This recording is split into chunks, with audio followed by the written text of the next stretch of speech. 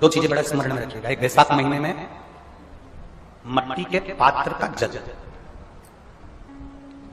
अभी अभी क्या चल रहा है, फागुन। अभी क्या चल रहा है, फागुन। जब वैशाख का महीना आए ना,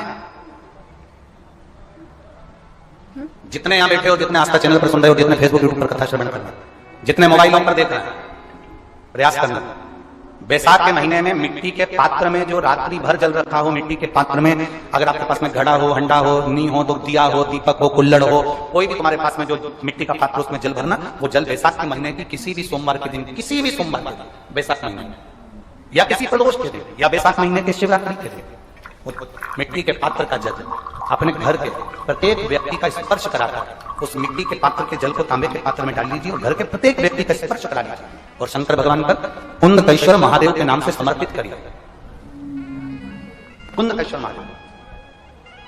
कभी जीवन में पीछे पलट कर देखने की जरूरत नहीं पड़ेगी, आप उन्नति की सीढ़ी की ओर बढ़ते चले जाएंगे। वैशाख महीने में मट्टी के पात्र, 30 साल हो गए हो संतान नहीं हो, 25 साल हो गए, 20 साल हो गए, संतान का सुख ना हो, और डॉक्टर ने कह दिया कि कोई बहुत बड़ी बीमारी किसी व्यक्ति को है, रोग बड़ा, बीमारी बड़ी, और उस बीमारी का कोई हल, उस रोग का कोई हल नहीं दिख रहा, कोई हल नजर ना आता, कोई हल दिख ना रहा, तो वैशाख महीने में शिव सप्त तीर्थ का एक अनुष्ठान अपने जीवन में जरूर करें। मट्टी के पात्र में जल भरना और मट्टी के पात्र में जल भरकर प्रतिदिन रोज 7 दिन का यह नियम होता है सप्त तीर्थ का।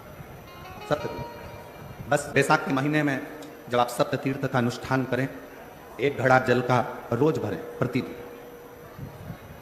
और 1 बेलपत्र, 1 शमी पत्र उस घड़े के नजदीक में कोई पात्र में अवश्य रखें। पात्र को, जो जल का घड़ा है, जल का पात्र है, उसको मट्टी के ही दीप से या कोई श्वेत वस्त्र जिसको मला गया हो, धोया गया हो, साफ हो, उस वस्त्र से ढक दें। एक दिन एक शिवालय में जाएं, शमी पत्र अशोक सुंदरी वाली जगह पर समर्पित करें। अशोक सुंदरी की जगह जानते हो ना आप लोग, अशोक सुंदरी की जगह पर शमी पत्र समर्पित करें। बेलपत्र जहां आप खड़े हैं उधर से डंडी का भाग आपकी ओर हो, और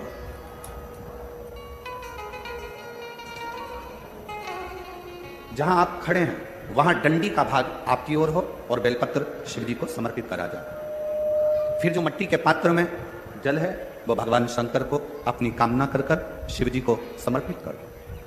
संतान के लिए कर रहे हो तो वहीं से जल को एक कटोरी में, एक पात्र में झेल लीजिए। उस जल का आधा भाग नंदी के पास बैठकर आप ग्रहण कर लो, आधा भाग अपने पति को देना प्रारंभ कर लो। कोई रोग के लिए कर रहे हो, किसी बीमारी के लिए कर रहे हो, तो वो जल आप अपने घर की देहली में प्रवेश करने के पहले अपने मुख में उसको ग्रहण कर लो। एक दिन में एक शिवालय, दूसरे दिन दूसरा शिवालय, तीसरे दिन तीसरा शिवालय। अगर अपने नगर में, अपने गांव में, अपने क्षेत्र में 7 शंकर के मंदिर नहीं हो, यदि अपने गांव में, अपने नगर में, अपने क्षेत्र में 7 शंकर के शिवालय नहीं हो, तो मिट्टी का शिवलिंग बनाकर उस पे चढ़ाओ, पर रोज एक शिवालय अलग होना चाहिए।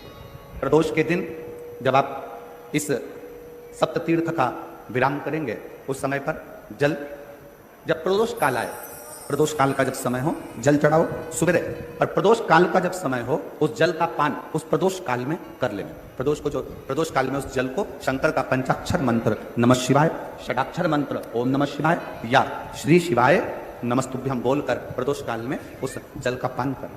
बाबा को प्रार्थना करें, शिव से विनय करें। ये नियम केवल वैशाख के महीने में होता है, इसको बाकी के महीने में नहीं किया जाता है, इसको बाकी के महीने में नहीं करता, केवल वैशाख। तो वैशाख महीने में शिव सप्त तीर्थ का एक अनुष्ठान अपने जीवन में जरूर करें।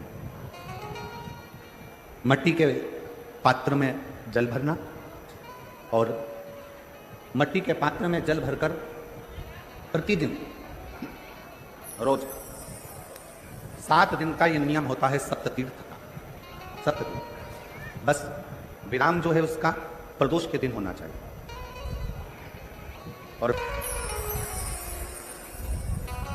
शिव सप्त तीर्थ का जो नियम है वो अपने जीवन में धारण करें। और हम तो कहेंगे शिव महापुराण की कथा श्रवण करने वाले प्रत्येक बेटा बेटी से, शिव महापुराण की कथा सुनने वाले प्रत्येक शिव भक्त से हम तो कहेंगे कि शरीर में कोई रोग नहीं भी है, संतान की प्राप्ति नहीं भी चाहिए, उच्च शिक्षा के लिए आप कर रहे हैं, अपने जीवन की खुशहाली के लिए कर रहे हैं, तो शिव का सप्त तीर्थ अनुष्ठान अवश्य करें, अवश्य, और अपने जीवन को सार्थक करें। धन्यवाद। शिव को प्रकट करने के लिए या भगवान शंकर का वर प्राप्त करने के लिए या भगवान शंकर को प्राप्त करने के लिए, उनका आशीर्वाद लेने के लिए बहुत सारा आडंबर दिखावा शंकर को प्रिय नहीं। बेलपत्र का मात्र एक पत्ता अगर भगवान शंकर का पंचाक्षर मंत्र नमः शिवाय, षडाक्षर मंत्र ओम नमः शिवाय, श्री शिवाय नमस्तुभ्यं कहकर मात्र एक पत्ता आप अगर शंकर के शिवलिंग को चढ़ाते हो तो वो 1.25 करोड़ पत्र के बराबर अपने आप हो जाता है। अपने शिवलिंग के बराबर 1.25 करोड़ शिव बेलपत्र के बराबर एक पत्र हो जाता है, एक पत्र। अब कोई तुमसे कह दे हमने संकल्प लिया है 1.25 लाख शंकर भगवान को शिवलिंग पर बेलपत्र चढ़ाऊंगे, ना, इतने बेलपत्र का संकल्प तब लेना जब तुमने इतने बेलपत्र के वृक्ष लगाए। बेलपत्र के पत्र के अंदर 33 कोटि देवताओं का वास होता है, 33 कोटि देवताओं। और जब आप और हम भगवान शंकर को एक बेलपत्र समर्पित करते हैं, जब आप और हम भगवान शंकर को एक बेलपत्र समर्पित करते हैं, तो यह मानकर चलना तुम एक देवता पर बेलपत्र नहीं चढ़ा रहे हो, 33 कोटि देवताओं की पूजन एक ही बेलपत्र से तुम पूर्ण कर रहे हो, पूर्ण कर।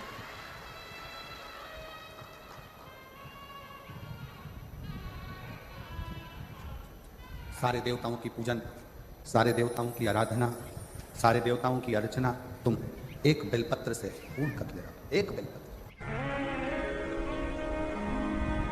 शिव महापुराण में भी वैशाख के महत्व का वर्णन किया गया। अग्नि पुराण में भी वैशाख का महत्व दर्शाया। कितना, क्यों इतना महत्व है? जिसको माधव मास भी कहते हैं, वैशाख को केवल वैशाख मास में माधव मास भी कहा जाता है।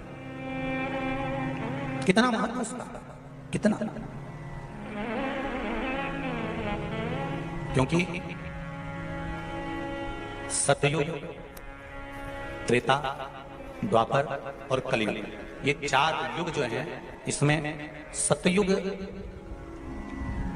त्रेता, द्वापर और कलियुग, उसमें जो त्रेता युग है उसका जो प्रारंभ हुआ था वो यही वैशाख के महीने से प्रारंभ हुआ था, माधव मास से प्रारंभ हुआ था।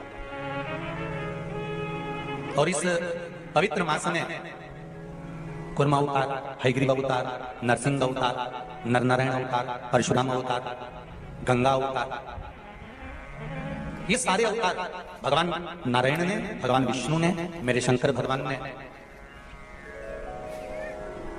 सरंभेश्वर अवतार, ओमकार अवतार, मल्लिकार्जुन अवतार, भीमाशंकर अवतार मेरे शिव ने इसी वैशाख के महीने में प्राप्त किया। मेरे नारायण ने परशुराम अवतार, नारायण अवतार, स्वयं हयग्रीव अवतार, कुर्म अवतार, नरसिंह अवतार, ये सारे जितने अवतार हैं मेरे भगवान विष्णु ने इसी वैशाख महीने में प्राप्त किया। वीडियो अच्छी लगी तो चैनल को लाइक और सब्सक्राइब करना ना भूलें। श्री अवतारों का दर्शन हमारे वैशाख महीने में हो जाता है। और उसी वैशाख महीने के लिए मात्र एक शिवरात्रि का स्मरण कर लेना, मात्र शिवरात्रि के दिन भगवान शंकर पर 1 लोटा जल समर्पित कर देना, मात्र शिवरात्रि के दिन भगवान शिव की आराधना कर लेना या शंकर का भजन कर लेना, स्मरण कर लेना, शंकर को बेलपत्री का प्राप्त किया गया जल प्रदान कर देना। उसकी क्या महत्ता है? बेलपत्री के वृक्ष के वैशाख के महीने में पीपल के वृक्ष के नीचे, बेलपत्री के वृक्ष के नीचे, तुलसी के पौधे के नीचे, आंवले के नीचे, वट वृक्ष के नीचे, शमी वृक्ष के नीचे जल चढ़ाने का महत्व हमारे यहाँ वैशाख शिवरात्रि शिव महापुराण में मिलता है। और जल की महत्वता क्या है महाराज? जैसे देवराज ने भगवान शंकर के मंदिर में पहुंचकर मात्र कुछ देर की शिव महापुराण की कथा सुनकर बेलपत्री के वृक्ष के नीचे अपने प्राणों को त्यागा, तो शिव के ही धाम पर चला गया, शंकर के धाम। उसी तरह एक बड़ी सुंदर कथा थी।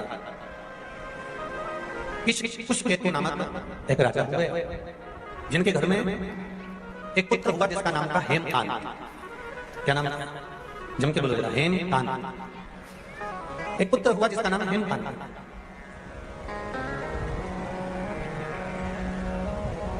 अब हेमकांत जो था वो बड़ा प्रबल वीर था, उसके पास में बहुत सारे अस्त्र शस्त्र विद्या सारा ठाट उसके पास में।